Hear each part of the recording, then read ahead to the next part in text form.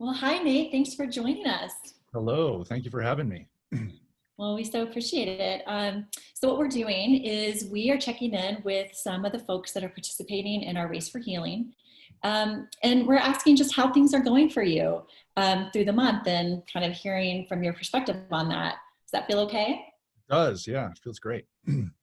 Awesome. Um, yeah, so this month for me has been. I started off very strong, and every day I was doing some yoga and I was journaling, and um, I had signed up for some other deeper work in the relationship realm with my wife, and so was just feeling really motivated, and things were going really smoothly, and I was feeling like, wow, I'm really making progress. And then just kind of hit a wall, and started noticing like little things were triggering me, and some of that stuff underlying that maybe I didn't really want to look at or had never really looked at, just started showing up, right? And it was showing up as these blocks or these kind of bumps in the road, and in relationship, with business. And it was interesting. And it took me a few days to realize, like, oh, I'm doing all of this work, right? I'm moving my body in new ways. It's probably stirring up some of the stored emotions, right? I'm moving my mind and my relationship in new ways, having more difficult conversations with my wife about, sexuality, and parenting is one of the things that's been coming up. And some of these other things that, wow, those are some hot buttons, right? Because of my upbringing and some of the traumas in my past that I haven't really looked at in this way. And it's been good to create that space, but it's been a little challenging at times. Well, I so appreciate your openness and your honesty with that. And, I want to share with folks that you're on our race committee. And when we had our race check-in for the month, this is how this kind of came up. We noticed a few folks were having some like resistance and trigger moments. And we thought, why don't we kind of lean into that a little bit? So before we get more into what that's been like for you, can you maybe tell folks more about your journey? Yeah. Absolutely. So I grew up in a pretty poor community, a poor home. There was a lot of domestic violence in my home, and then coupled that with some molestation from some neighborhood older boys in my neighborhood, which at the time I always knew, like, oh, this isn't right. Like, I don't know what this is. And it wasn't until I was quite a bit older, like, I always felt uncomfortable about that. And it was more than just, oh, the kids at play, or just being exploring, or that, right? There was more malice behind the things that had happened to me in those regards, coupled with domestic abuse and things like that. It led to a lot of self-sabotage. And I think by the time I was 16, I was doing a lot of drugs, and just trying to self-medicate, trying to feel something, because I thought I had realized that I had very little self-worth, if any at all, and just didn't deserve anything good in my life. And so I continually perpetuated that belief for many, many years, until I had a big wake-up call in my early 30s. I call it the universal 2x4s. There have been several over my journey. But found myself getting divorced for the second time, getting a DUI, losing a job that was really important to me, and just sort of all of these things that knocked some sense into me. Basically a big wake-up call that, it's really time for me to start doing this work. And so that was about 10 years ago now. And I found some really good community in people who had gone through similar things. It was a couple of years later that I started getting involved with another woman, who then got me involved with Wings, which I've known of Wings for 6 or 7 years now. And then of course been on the race committee for, I think this is my 4th year I've been part of it. 3rd year on the committee, 4th year part of the race. And yeah, so it's been a journey, especially the last 10 years, of kind of awakening and going through this stuff. That being said, my career, I help people with trauma. So I started as a massage therapist 20 years ago. I've gone through academia, in that I taught. I was actually director of education for a college here in Denver for a while since I started massage.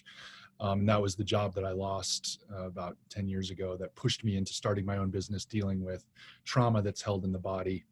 And just opening people up more to realize that they can heal and they can move on with their life and not have to live under the veils and the filters of trauma, of abuse, of childhood sexual abuse, of all of these things. And so, on a daily basis, I get to work with people in that respect. And while that's not always the conversation, there's always a piece of that of like, ooh, where is this stored in the body? Where can I open up to this even more? And so that's what this month has been for me. It's been, kind of poking on some of those things that like, ooh, I haven't quite looked at this one in that way yet. Ooh, it's stirring up some stuff. How can I be present with that? So, Well, gosh, if I could just say for a second before we dive deeper into that, I really haven't heard much about your journey. And listening to what you're sharing now, I'm just really inspired, and I really respect what that must have been like for you, especially as a man. I know myself being a survivor, it's not easy to look at those things, but I always think about it might be extra hard for men, especially if you were abused by someone who's also, another male figure. So anything there that you might say to other men who might be listening, who haven't maybe connected those dots yet or haven't reached out, like to start their journey? yeah, I think, that's a tough question, right? And there's so many different ways that can be answered. What I would say is at least in my journey, what I understood about it in those times, and especially in that community, that environment that was just unsafe.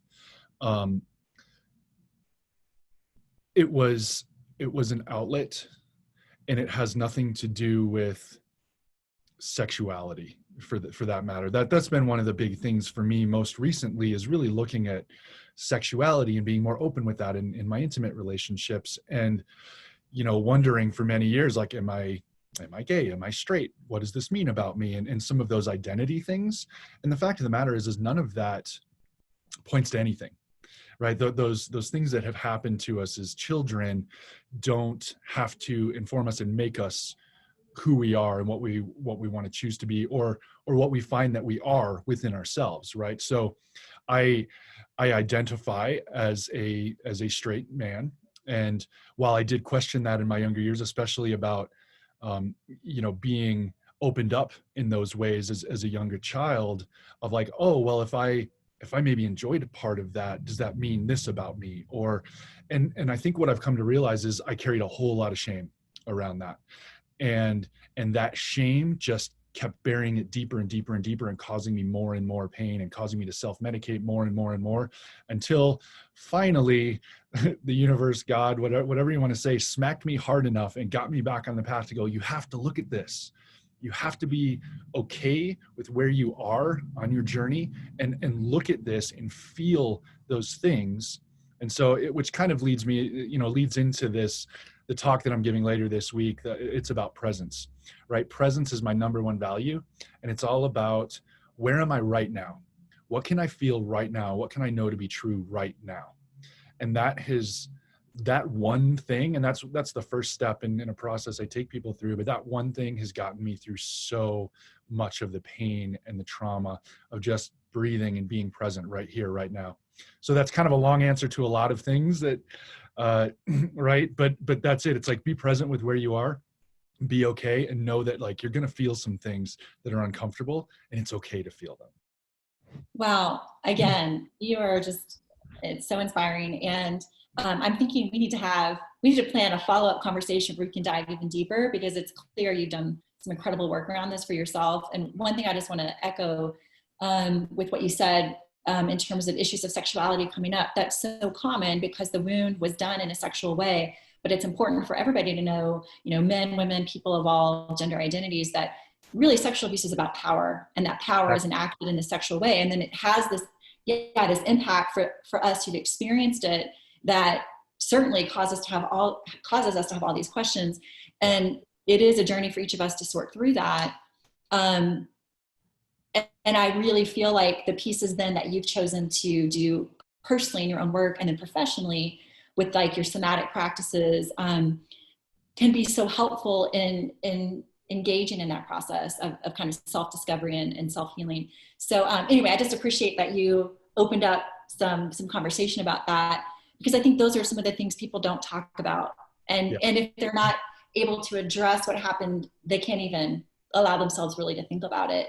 So I just appreciate you're so open about kind of the steps you've taken to get where you are today. And then what I wanted to say is, so appreciate that you've been on the race committee. And I want everybody to know for the last 4 or so years, as we've had the in-person 5K, you've been out mapping the race course, putting the signs out, you know, making sure that folks know where they're going, sponsoring our water station, I think, probably so many other things. And then really, I think have been a voice helping us broaden our idea around, you know, really if it's the race for healing, how could we incorporate more of these holistic components that we know are helpful to heal trauma, and then to really help everybody engage in, again, post-traumatic healing and post-traumatic growth. So just want to say thanks that you've been doing that, and that you mentioned what you're offering this week as part of this year's virtual event. And I think that catches us up to kind of, as a participant of the month-long series and the practices we've been putting out there that you've helped to shape, let's talk about those triggers. I mean, because again, I wanted people to know you're somebody that's been on the journey for a while. You've got a lot of awareness, you've got a lot of tools, you've got a lot of healing you've already done, which again is amazing. And you still have resistance and triggers coming up, and that's normal. And so what's that like? And tell us anything you want to share about that. Yeah. So I think, you know, there's kind of two things that I've really narrowed down to what I create for what I've had to create for myself. And then how that plays into how I work with clients and people in groups and things that I work with. But ultimately the two things are safety and that I matter. Right. And so those are the two most important things for me. And that's, you know, everybody kind of has their own journey with that. And so what happens is I'll have these situations that arise that, ooh, like maybe that makes me feel unsafe, or it's pointing at I'm not good enough, or I don't matter enough to stand up for myself in this way, or to receive a benefit of something in this other way. And so most recently, just in the last month, there's been a couple of those where I've had to try to set a boundary with something like, hey, this is the line right here. I need you to not cross it. And I mean, it can be like really innocuous things at times. For instance, in my office, we have a new neighbor moving in downstairs, and it's a group of people. They've done some things. We're upstairs, they're downstairs. They've removed all the ceiling tiles and all the insulation between our units, and so we can hear everything. And so I initially went down there and I'm like, hey, you know, what are you guys doing? They're like, oh, we want the raw ceiling look. And I'm like, well, you know, we're a healing center. We do meditation classes and massage and body work and therapy, and, you know, having noise can be kind of a problem. And so there's been this line, and it's like every day there's something that's happening. And this has been going on for a couple months, but this month specifically, they've been doing more of the construction, building out their space. And it's like every day I come in and there's this just underlying tension already because I'm doing the work. And so then I have this other little stressor pop in, and it trips me up over into, you know, like a fight or flight response. I can feel my heart rate racing. I can feel this irritation coming up, and this desire to like just go yell at somebody, or you know, want to pound my fist on the floor and tell them to shut up or stop making so much noise, right? And it's part of that is because, you know, at a very early age, I learned that boundaries didn't matter, especially my boundaries, you know, my boundaries for safety and the fact that I matter. And so again, as I'm kind of diving into this work, every little thing is pointing at that. It's poking that button within me. It's like when you scrape your arm and you know, everything you brush up against like irritates it, when normally those things wouldn't really bother you, right? You know, if I brush my arm against the counter or against the wall or on the car door or whatever it is, it's like, it's not going to bother you. But if I have this big scrape on my arm, ooh, it's going to irritate me every time something touches it, right? And that's kind of what's been happening for me, especially this month as I've been diving into this work more. It's like an open wound almost. And so every little thing that could potentially poke it is poking it, and it's driving that irritation level, that nervous system frequency up higher and higher, until, like, honestly, even this morning I came in and they were doing some work downstairs, and I got pushed right into that fight or flight. So like my heart started racing. I started walking around the office really quickly, like trying to get myself set, and I couldn't get my mind clear. And And those are the things that are happening when you're healing, right? It's like I know at times in my life, in my journey, I think of healing as like, oh, it's going to be so great. And it's going to feel good. And it's going to be calm. And it's going to be this and that. And it's like most of the time it's like screaming and anger. And, it's really messy. Like the healing process can be very messy. And I just continue to trust that, you know what, I am safe. Because if I wasn't safe, these things wouldn't be coming up, right? It's like this idea of safety and healing. We create a safe space so that we can feel unsafe, right? So we can go into the pain of whatever it is from a safe place to feel unsafe so that we can then heal it and become okay with it. I think, they call it titration in therapy, right? So we create this safe space, this calm place, and then we poke just a little bit, like, hey, I'm going to poke this spot just a little bit. I'm going to breathe with it. I'm going to feel it and know that it's okay, right? So I let myself like kind of lean over that edge of comfortability a little bit. And I think this month has stirred a lot for me in that, because through my journey over the last 10 years, I've learned to just go, right? Like, oh, I'm going to dive right into the deep end, head first into this work, and let all the things get stirred up at once and feel it and deal with it. And so that's where I'm at right now. Well, I appreciate that, like the real life example. And so I'm hearing it's important to pace ourselves as we're changing old patterns and healing trauma in the way we react, or the way that we encounter life when things go well, and that when things don't go well, having new tools and new ways to respond to that, which for you starts with, presence and a sense of safety and knowing that your needs matter, and then choosing a different response. And so I'm just curious, what have you tried to do in terms of providing solutions from that aware place? Again, for this specific instance with the neighbors, most of the time I just stay quiet. I'm like, okay, this really isn't a big deal. I need to just calm down. I've done the work needed. From a business perspective, it's like I've voiced the concerns, I've voiced the complaints. A lot of what's happening is only temporary, and I have to learn to just like, hey, it's going to be okay in another month or so. Hopefully less than that, but we'll see. It's been going on for several months now with their construction and build out. For instance, I was out of town this last weekend, and driving home, my wife and I got in this really great conversation and got kind of deep, and we got to a point in the conversation where I definitely was feeling that, like my heart rate we were pushing up against something that like I knew I had a trigger around, and she really wanted to understand, and she wanted to get to the bottom of it. And I knew in that moment, like I wasn't able to go there. And so I had to just be really honest with myself and with her and say, look, I know that there's something here. I can't speak to it right now. Like you're going to have to just wait. And sometimes we have to just be patient and know that we can set this aside. That being said, I was coming off of this weekend where she and I had this really amazing time out of town. We had all these awesome, deep conversations. We uncovered so many beautiful things about our relationship and our intimacy.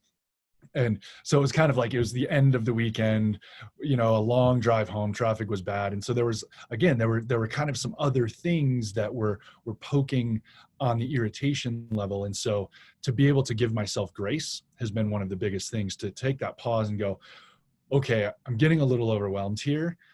And knowing that it's okay for me to do that and to take a pause, because it is a journey. It doesn't always have to be, like I said, jumping into the deep end and feeling all the things at once. And I think there's kindness and grace for self when we do honor that place we're in. And hopefully, especially when it is in relationship with somebody else where we do have to like draw a line, that person can also have that patience and that grace to go, okay, I understand where you are, and that's okay. We can pick this up later. So. Oh my gosh, I love this example. And, another thing to remind folks that childhood sexual abuse is a relational trauma. I mean, it happens in the context of one person harming another person. Not that it's consensual, because it's never that, but it happens in the context of a relationship. And so healing also happens in relationship. And again, you and I know your partner are very aware, informed people that are open to this work. And still you're sharing kind of the growth and the intimacy and the beautiful moments that you can have and that it's still not smooth sailing. There's still things that come up. And I think what I'm also hearing is like you relating to yourself and your own inner life and your own needs and your needs of saying, I need a little more time, and being able to voice that and sit with that. And then having, you know, your partner being willing to provide that space and being willing to come back together. I think that's just a beautiful example of the practice of healing and the practice of resilience building, again, for self and in partnership. I just really appreciate you giving that example. Yeah. And I will say, like, it wasn't as calm and nice as I explained it either. It was more of a, hey, you're really poking my buttons here. I need you to stop this. Would you, well, all right. Like there was a little bit of conflict in that, right? Because again, going back to that idea of holding a boundary is challenging. And so it's almost like if there isn't a little bit of anger, I don't feel like I can do it sometimes. Mm-hmm. Right.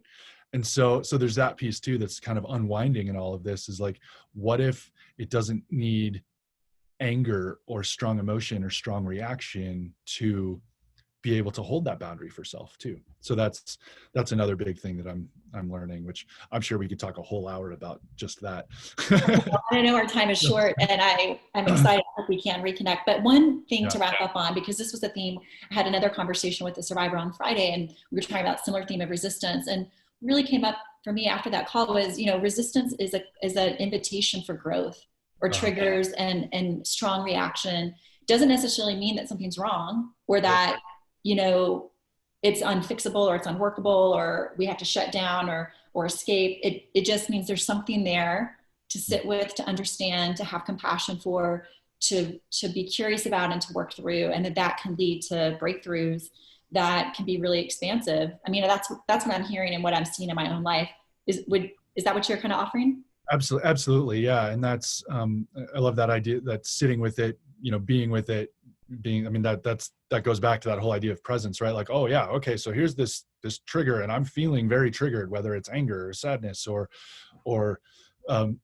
motivation to do something maybe I shouldn't do, or to self-medicate or anything like that, right? Like triggers can show up in a lot of ways and can motivate us in a lot of different ways. And yeah, being able to sit with it, to feel it, to breathe with it, to be curious. I think it was one of the words you used, like, oh, what is this drive that's happening here?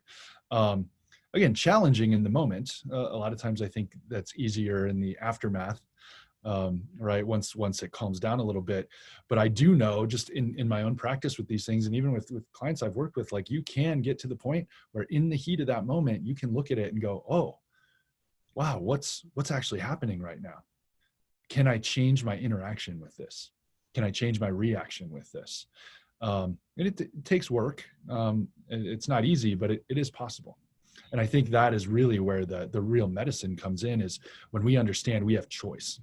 So, yeah. Well, and one final plug for your session on Thursday, because I think this is so connected, and we've talked about some basics really quickly about childhood sexual abuse trauma, that it's an abuse of power, it happens in the context of relationship, and it happens to the body.